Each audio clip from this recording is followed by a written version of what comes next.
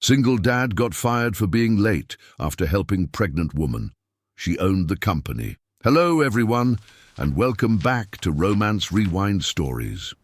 Before we dive into today's We have to incredible move on this story, now. It's a game I have changer. a small But the favor risks are to too ask. high. What about our clients? If you're They'll thank enjoying us these later. heartwarming This is our tales, please You hit look that absolutely subscribe stunning. button I feel and so turn on the lucky. notification I'm the lucky bell one. so you Forever. never miss our latest uploads.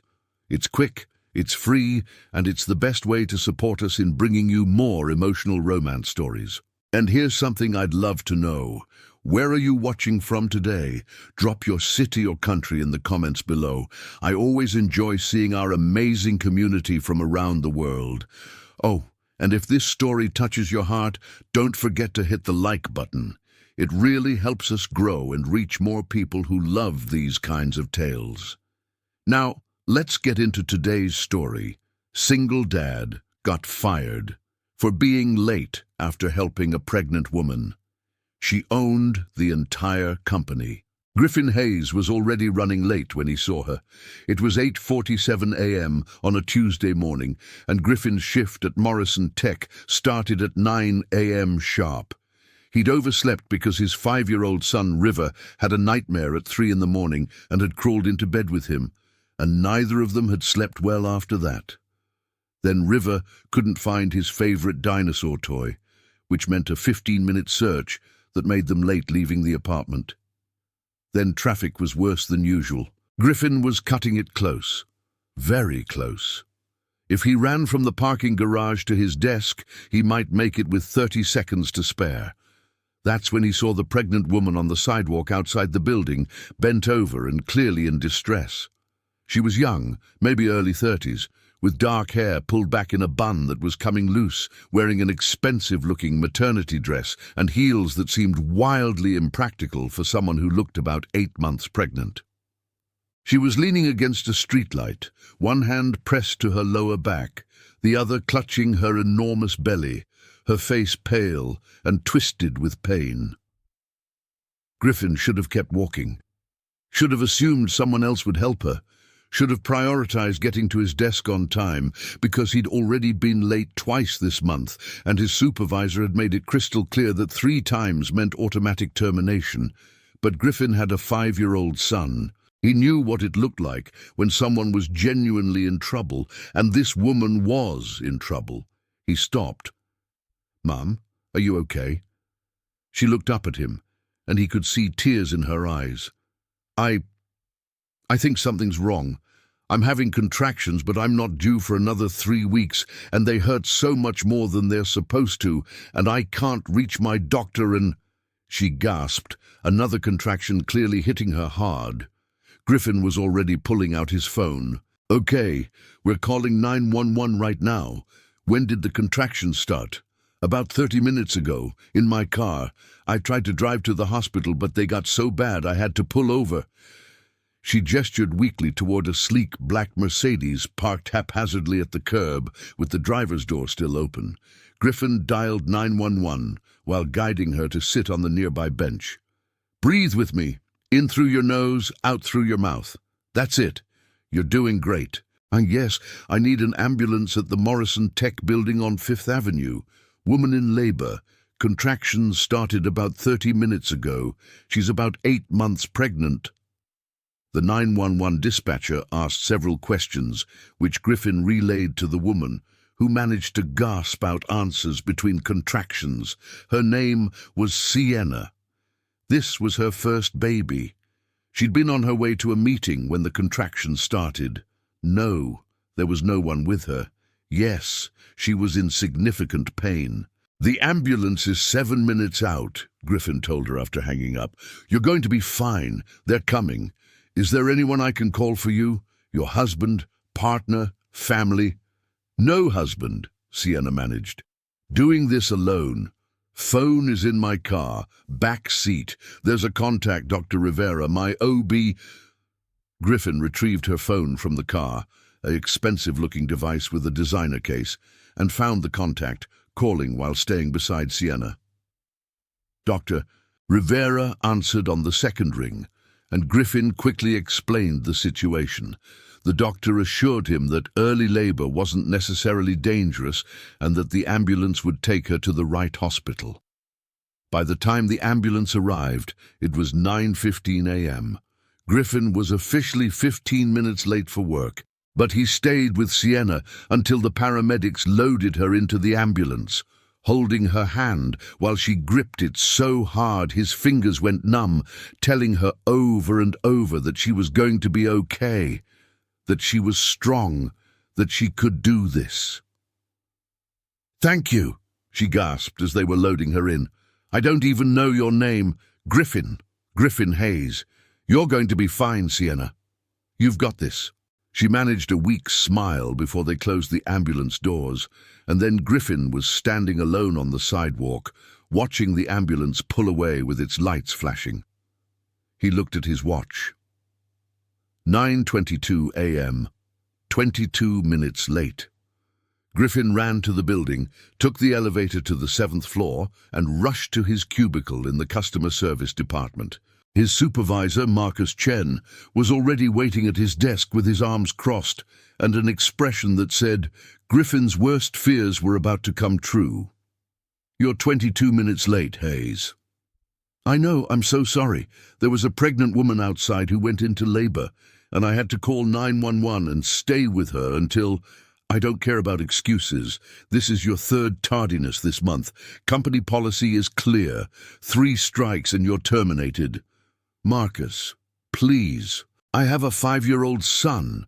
I need this job." The woman was in distress, should have kept walking and let someone else handle it. "Your shift starts at 9 a.m. That means you're at your desk at 9 a.m., not helping strangers on the street." Marcus pulled out a termination form that looked like it had been prepared in advance. "Pack your things. Security will escort you out." Griffin felt the floor drop out from under him. "You're serious? You're actually firing me for helping someone who was in labor? I'm firing you for being late 3 times. What you were doing while you were late is irrelevant. Company policy doesn't have exceptions for good deeds." 20 minutes later, Griffin was walking out of Morrison Tech with a box containing his few personal items, a photo of River, his coffee mug, a small plant River had given him for Father's Day, and absolutely no idea how he was going to pay rent next month. He sat in his car in the parking garage for a long time, his head in his hands, trying not to panic. He'd been barely making ends meet as it was. He had exactly $800 in savings. Rent was due in 2 weeks and cost $1,200. River needed new shoes. The car needed an oil change.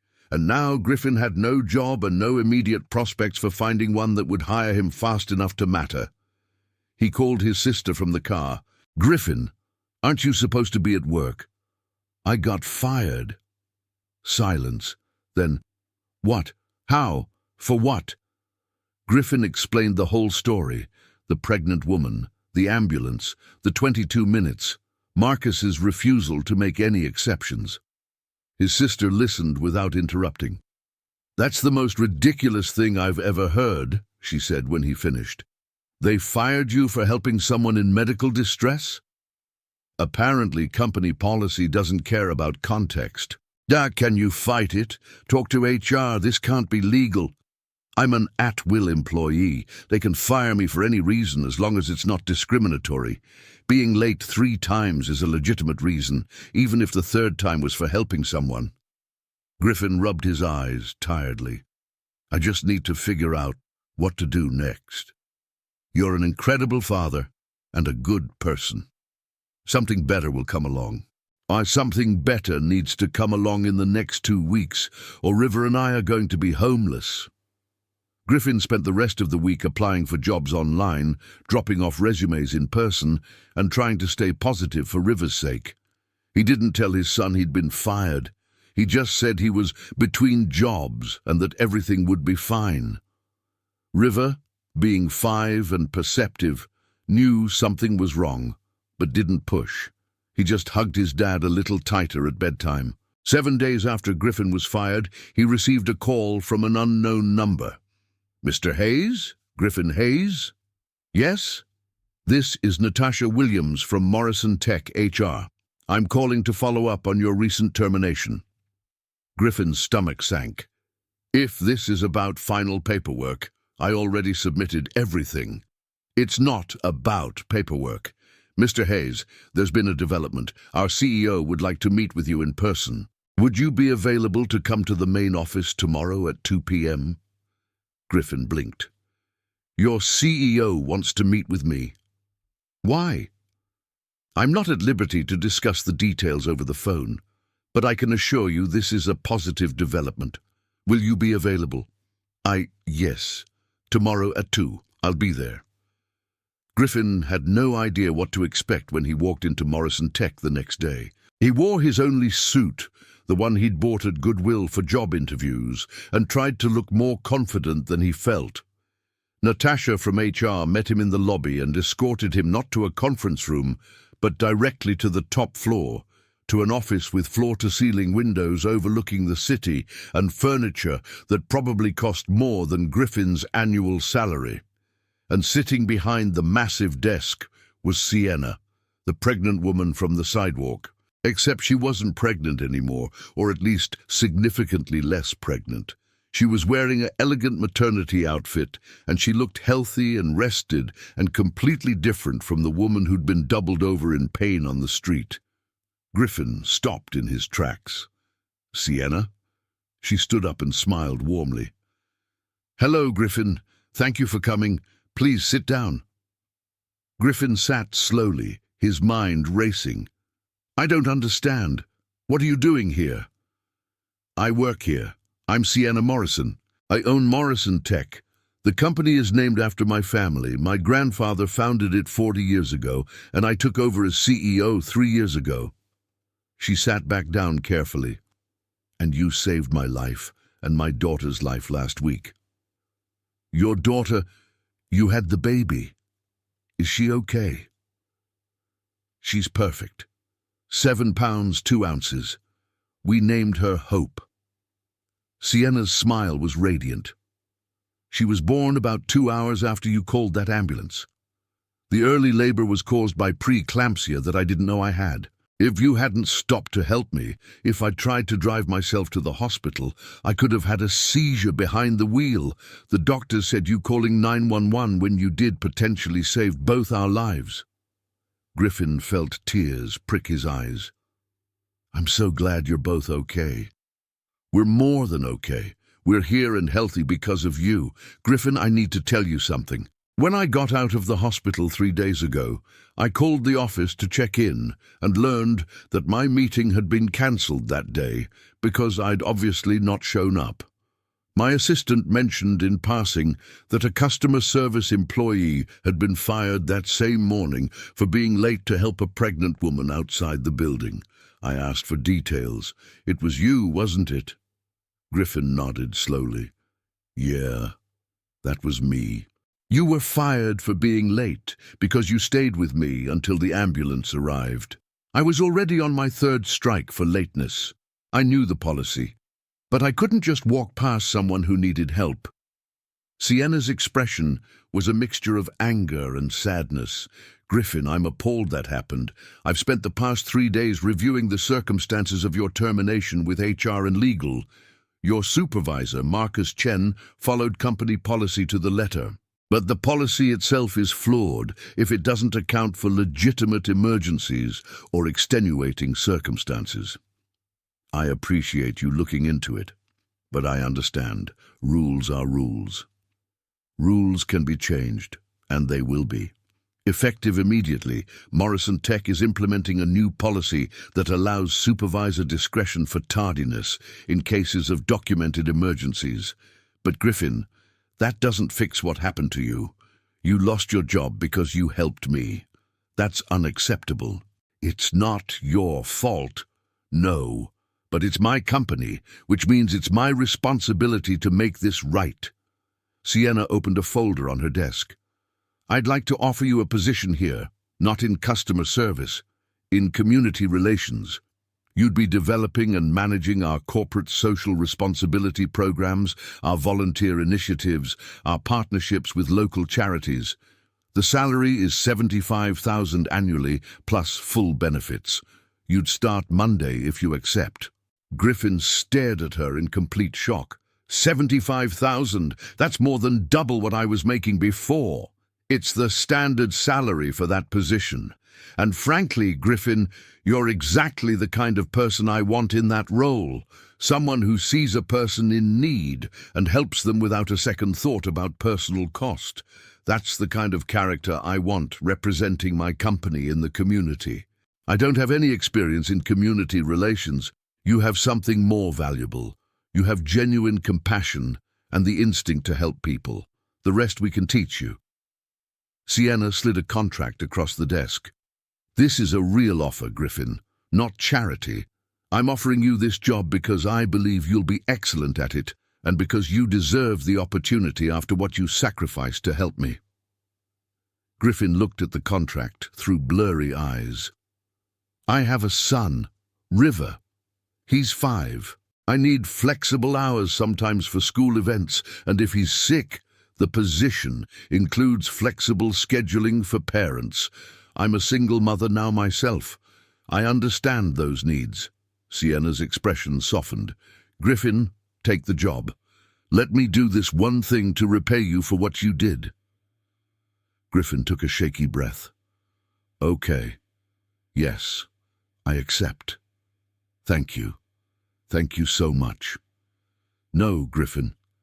Thank you for stopping, for helping, for being the kind of person who puts others first, even when it costs you everything." Griffin started his new job the following Monday.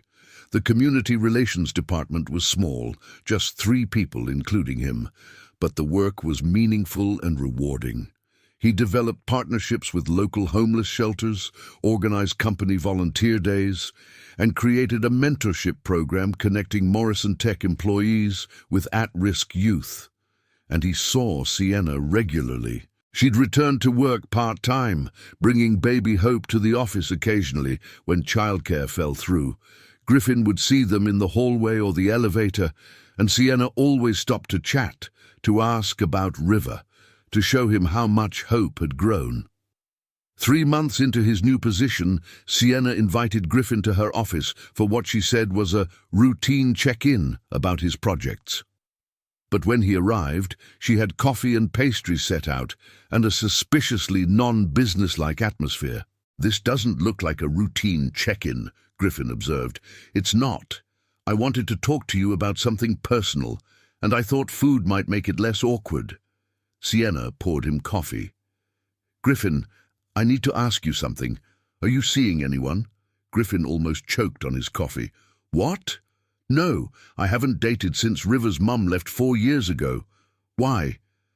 "Because I'd like to ask you to dinner, a real dinner, not a business meeting, a date." "You want to go on a date with me?" "Yes. I've wanted to ask for weeks, but I was worried about the power dynamic since I'm technically your boss. But I talked to HR and legal, and as long as we're both consenting adults and we disclose the relationship, there's no policy violation. So, Griffin Hayes, would you like to have dinner with me sometime?"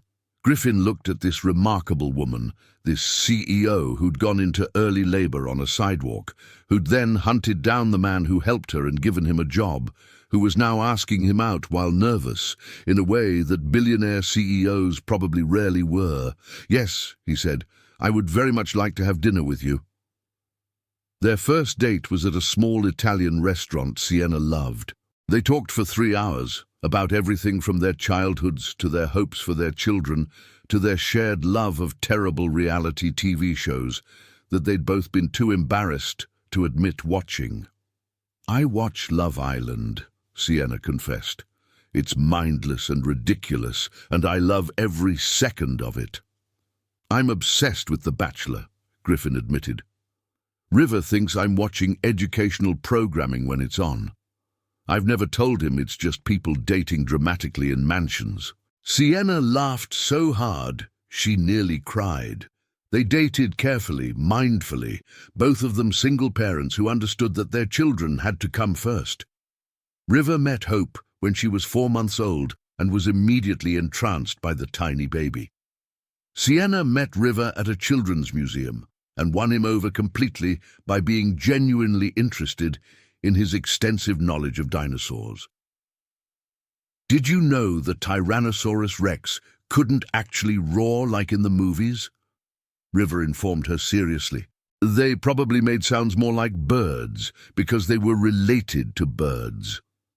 I did not know that, Sienna said with absolute sincerity. That's fascinating. Tell me more.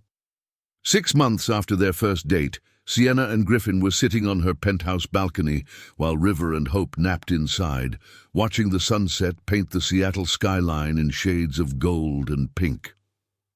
I need to tell you something, Sienna said quietly. What's that?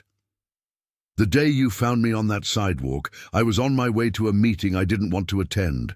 I was exhausted and overwhelmed and feeling completely alone. I was 8 months pregnant with no partner, running $1 billion company, and terrified I was going to fail at both. When the contractions started, my first thought wasn't fear for the baby. It was relief that I had an excuse to skip the meeting. Sienna, let me finish. Then you stopped. You, this stranger who had no reason to help me.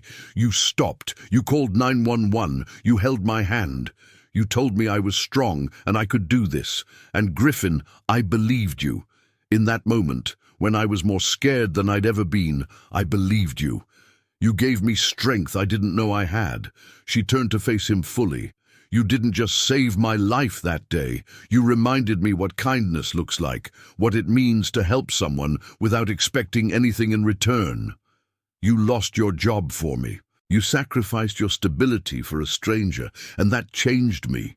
It changed how I run my company, how I treat people, how I think about what matters. You changed me too, Griffin said softly. You gave me an opportunity I never would have had otherwise. You believed in me when I didn't believe in myself. You showed me that losing something, even something important, can lead to finding something better. I love you, Sienna said simply. I'm in love with you. And I know it's fast, and I know we have to be careful because of River and Hope, but Griffin, I don't want to wait to tell you. Life is too short and too unpredictable. I love you. I love you too, Griffin said, pulling her close. I think I started falling for you on that sidewalk when you were in pain and scared, and you still thanked me. I've been falling ever since. They got married a year later in a small ceremony with just their closest family and friends. River was the ring bearer and took his job incredibly seriously, walking down the aisle with the rings on a small pillow, while Hope, now 18 months old and walking, toddled behind him, throwing flower petals with gleeful enthusiasm. During his vows, Griffin said, I got fired for being late to help you. It was the worst day of my life and the best day of my life at the same time. I lost a job I needed desperately. But I found you. I found us. And Sienna, I would get fired 1,000 times over if it meant finding you again. During her vows, Sienna said, You stopped when everyone else walked past. You helped when it cost you everything. You showed me what real character looks like. Griffin, you saved my life on that sidewalk, and you've been saving it every day since by showing me what it means to be loved by someone who chooses kindness first, always. Because sometimes getting fired for being late is actually the universe clearing the path for something better. Sometimes the pregnant woman you help on the sidewalk turns out to own the entire company, and sometimes losing everything you think you need leads you directly to everything you didn't know you wanted, proving that the people who help without expecting anything in return are often the ones who receive the most extraordinary gifts. And that's where our story ends today. What did you think? Did Griffin and Sienna's story of a sidewalk rescue becoming forever love touch your heart? Let us know in the comments what your favorite moment was.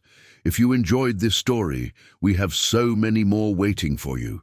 Check out our playlist for more heartwarming romance tales that will make you believe in love all over again. Don't forget to subscribe, hit that notification bell, and give us a thumbs up. Your support means everything to us. Until next time, Keep believing in love. Keep believing in second chances. And remember, the best stories are the ones that remind us we all deserve our happily ever after. See you in the next story. And that's where our story ends today. What did you think? Did Griffin and Sienna's story of a sidewalk rescue becoming forever love touch your heart? Let us know in the comments what your favorite moment was. If you enjoyed this story, we have so many more waiting for you. Check out our playlist for more heartwarming romance tales that will make you believe in love all over again. Don't forget to subscribe, hit that notification bell, and give us a thumbs up. Your support means everything to us. Until next time, keep believing in love, keep believing in second chances, and remember, the best stories are the ones that remind us we all deserve our happily ever after. See you in the next story. And that's where our story ends today. What did you think? Did Griffin and Sienna's story of a sidewalk rescue becoming forever love touch your heart? Let us know in the comments what your favorite moment was. If you enjoyed this story, we have so many more waiting for you. Check out our playlist for more heartwarming romance tales that will make you believe in love all over again. Don't forget to subscribe, hit that notification bell, and give us a thumbs up. Your support means everything to us. Until next time, keep believing in love, keep believing in second chances, and remember, the best stories are the ones that remind us we all deserve our happily ever after. See you in the next story, and that's where our story ends today. What did you think? Did Griffin and Sienna's story of a sidewalk rescue becoming forever love touch your heart? Let us know in the comments what your favorite moment was. If you enjoyed this story, we have so many more waiting for you. Check out our playlist for more heartwarming romance tales that will make you believe in love all over again. Don't forget to subscribe, hit that notification bell, and give us a thumbs up. Your support means everything to us. Until next time, keep believing in love, keep believing in second chances, and remember, the best stories are the ones that remind us we all deserve our happily ever after. See you in the next story. And that's where our story ends today. What did you think? Did Griffin and Sienna's story of a sidewalk rescue becoming forever love touch your heart? Let us know in the comments what your favorite moment was. If you enjoyed this story, we have so many more waiting for you. Check out our playlist for more heartwarming romance tales that will make you believe in love all over again. Don't forget to subscribe, hit that notification bell, and give us a thumbs up. Your support means everything to us. Until next time, keep believing in love, keep believing in second chances, and remember, the best stories are the ones that remind us we all deserve our happily ever after. See you in the next story, and that's where our story ends today. What did you think? Did Griffin and Sienna's story of a sidewalk rescue becoming forever love touch your heart? Let us know in the comments what your favorite moment was. If you enjoyed this story, we have so many more waiting for you. Check out our playlist for more heartwarming romance tales that will make you believe in love all over again. Don't forget to subscribe, hit that notification bell, and give us a thumbs up. Your support means everything to us. Until next time, keep believing in love, keep believing in second chances, and remember, the best stories are the ones that remind us we all deserve our happily ever after. See you in the next story. And that's where our story ends today. What did you think? Did Griffin and Sienna's story of a sidewalk rescue becoming forever love touch your heart? Let us know in the comments what your favorite moment was. If you enjoyed this story, we have so many more waiting for you. Check out our playlist for more heartwarming romance tales that will make you believe in love all over again. Don't forget to subscribe, hit that notification bell, and give us a thumbs up. Your support means everything to us. Until next time, keep believing in love, keep believing in second chances, and remember, the best stories are the ones that remind us we all deserve our happily ever after. See you in the next story, And that's where our story ends today. What did you think? Did Griffin and Sienna's story of a sidewalk rescue becoming forever love touch your heart? Let us know in the comments what your favorite moment was. If you enjoyed this story, we have so many more waiting for you. Check out our playlist for more heartwarming romance tales that will make you believe in love all over again. Don't forget to subscribe, hit that notification bell, and give us a thumbs up. Your support means everything to us. Until next time, keep believing in love, keep believing in second chances, and remember, the best stories are the ones that remind us we all deserve our happily ever after. See you in the next story.